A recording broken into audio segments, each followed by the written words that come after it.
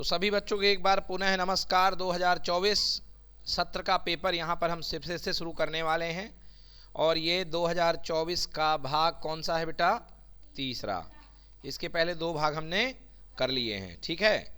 तो चलिए, पहला, असंभव घटना किसे कहते हैं? तो ऐसी घटना जिसकी प्रायिकता कितनी होती है बच्चों? एक नहीं होती है, 0 होती है। कितनी होती है?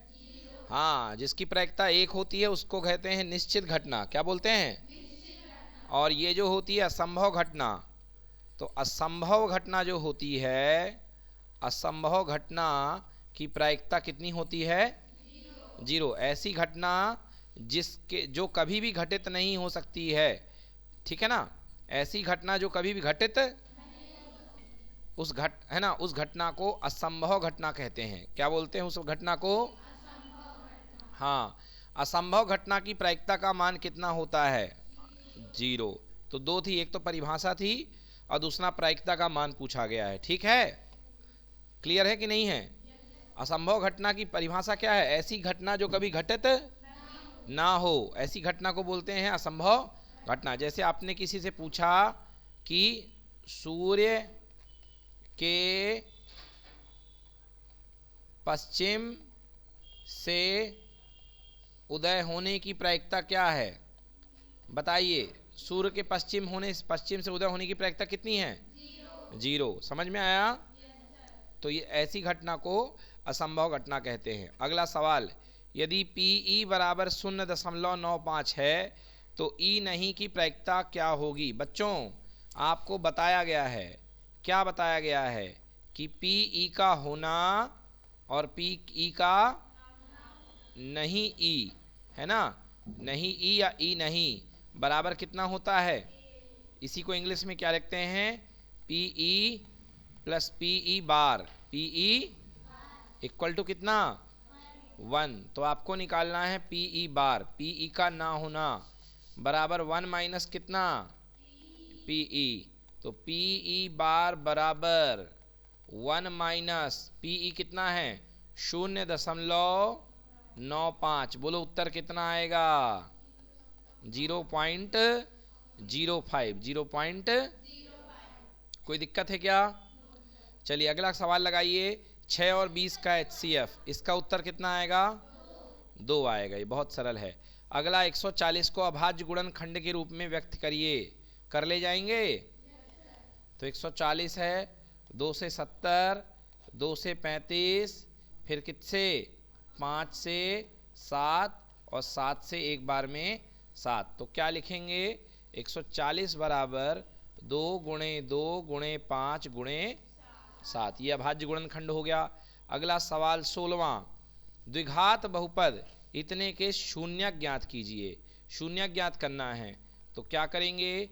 Px बराबर होता है 3x square minus x minus कितना?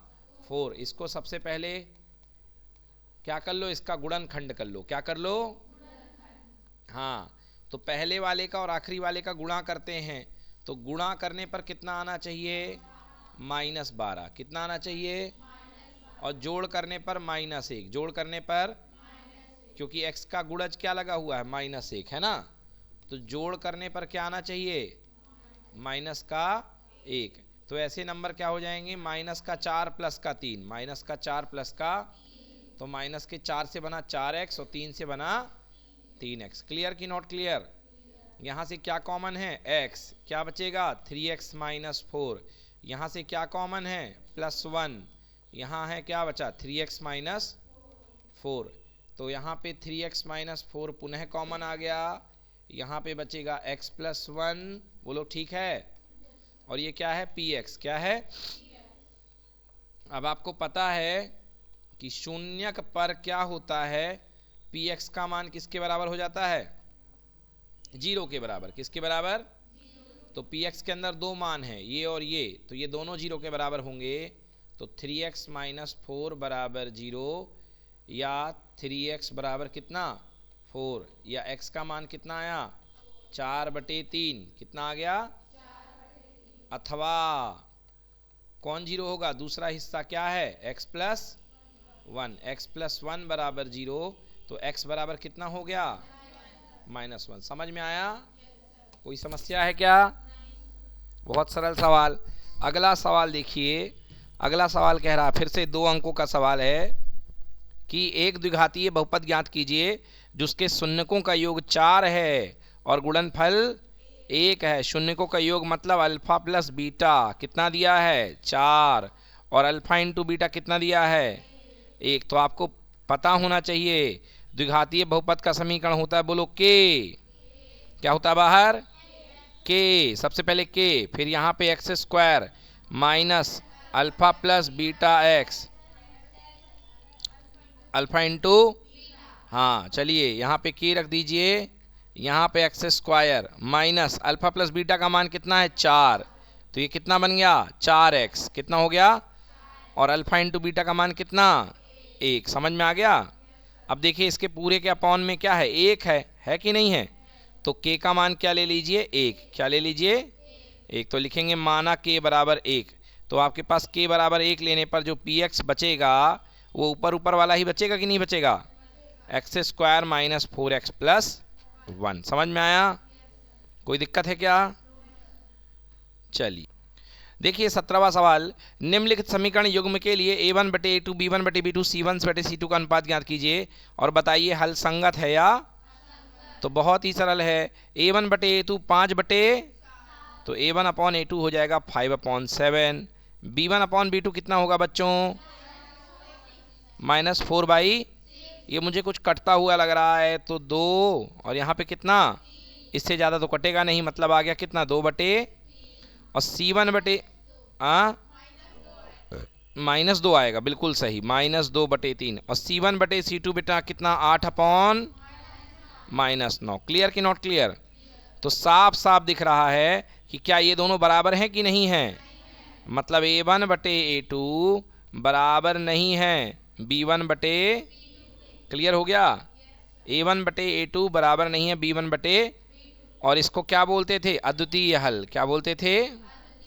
और अद्वितीय हल मतलब हल दे रहा है, और हल दे रहा है मतलब निकाय कैसा होगा बेटा, संगत होगा। निकाय क्या होगा, हाँ अभी उस दिन क्वेश्चन आया था कि बताइए निकाय आश्रित होगा कि स्वतंत्र होगा। ये आश्रित नहीं है, ये आश्रित नहीं है, समझ में आ गया? ये स्वतंत्र निकाय है। कैसा निकाय है, हाँ ये स्वतंत्र निकाय है, ये आश्रित नहीं है, ये स्वतंत्र निकाय है ना? तो कभी कभी पूछ सकता है, तो बता दिया मैंने। चलिए अगला, निम्नलिखित रैखिक समीकरण युग्म को हल कीजिए, इससे सरल भला क्या होगा। देखिए खुद ही y कटने को तैयार है कि नहीं है। समीकरण नंबर 1, समीकरण नंबर, क्या कर दें, जोड़ने पड़े घटाने पर, जोड़ने पर क्या कर दोगे, क्योंकि x खुद ही बर्बाद हो रहा है। बोलिए x प्लस एक्स कितना, y से y 14 4 18, x का मान कितना है बच्चों, 9, 18 में 2 का भाग हो गया, x का मान कितना। अब समीकरण 1 उठाइए, तो समीकरण 1 से x प्लस वाई का मान कितना दिया है, 14 दिया है कि नहीं दिया। तो x प्लस वाई का मान यहाँ पे 14 दिया है, तो y बराबर हो गया 14 माइनस x। तो y बराबर 14 है माइनस x का मान कितना है, 9, कितना है, तो आंसर कितना आ गया, तो y बराबर कितना, क्लियर है, y का मान 5 आ गया। ठीक है, डन। चलिए 18वां सवाल है, भूमि के एक बिंदु से मीनार के पाद बिंदु से 25 मीटर की दूरी पर है। मीनार के शिखर का उन्नयन कोण 60 है। मीनार की ऊंचाई ज्ञात कीजिए। बेहद सरल सवाल। ये देखिए मीनार की ऊंचाई ज्ञात करना है, क्या मान लो, h, क्या मान लो, और ये देखिए ये ज़मीन का कोई पॉइंट है, और ये मीनार का पाद बिंदु है G, ये A, ये B।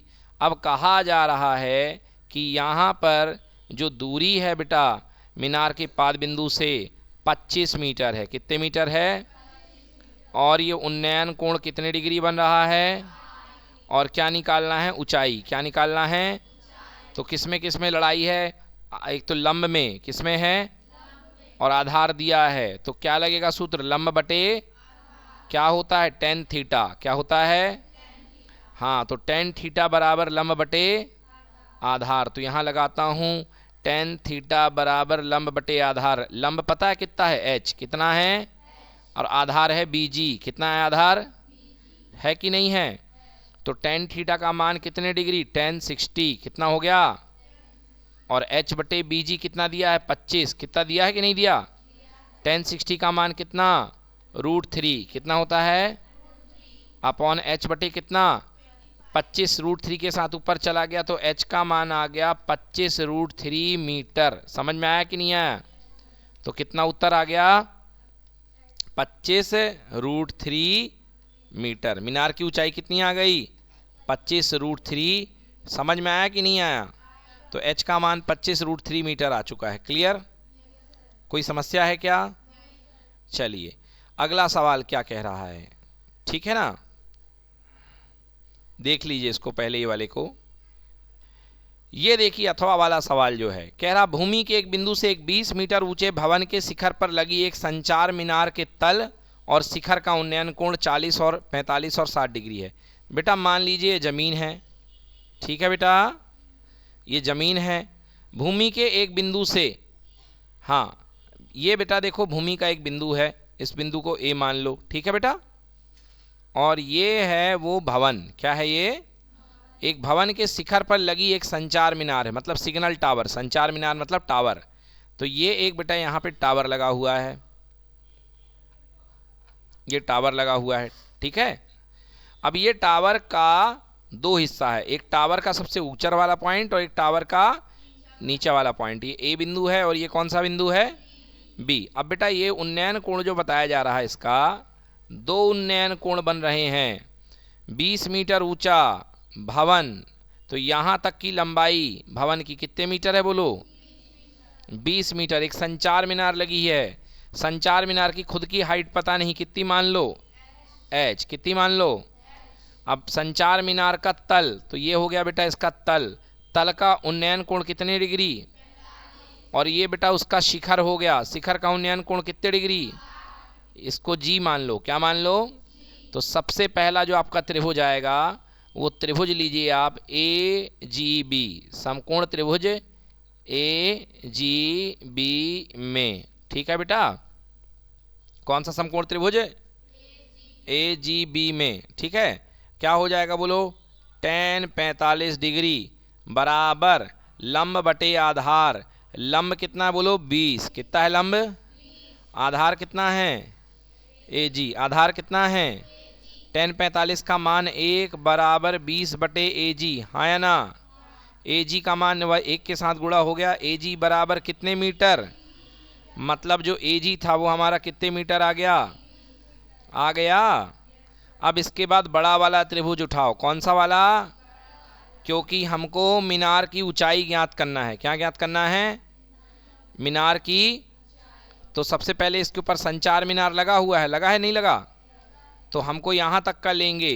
तो देखिए अब हमारे पास बड़ा त्रिभुज क्या बनेगा, ए जी, सॉरी ये पॉइंट दोबारा रिपीट हो गया, इसका नाम डी ले लो बेटा, ऊपर वाले का क्या नाम ले लो, तो ए जी डी, क्या ले लोगे, तो समकोण त्रिभुज ए जी डी में बोलो इस बार 1045 आएगा कि 1060 आएगा, हाँ 1060 बराबर लंब, लंब बोलो h आएगा कि 20 आएगा कि h + 20 आएगा, यहाँ से यहाँ तक पूरा ही तो लंब है, तो नीचे का 20 और ऊपर का h, बोलो टोटल कितना हो गया, हाँ लंब हो गया h प्लस, और बटे आधार कितना है ए जी, आधार कितना है, और ए जी हमने अभी अभी कितना निकाला 20। तो इसकी ट्रिक यही होती है, पहले छोटा वाला ट्रायंगल और फिर बाद में बड़ा वाला ट्रायंगल। तो पहले छोटे वाले ट्रायंगल में त्रिकोणमिति लगाओ, बाद में बड़े वाले ट्रायंगल में त्रिकोणमिति लगाइए। 1060 का मान √3h + 20 बटे कितना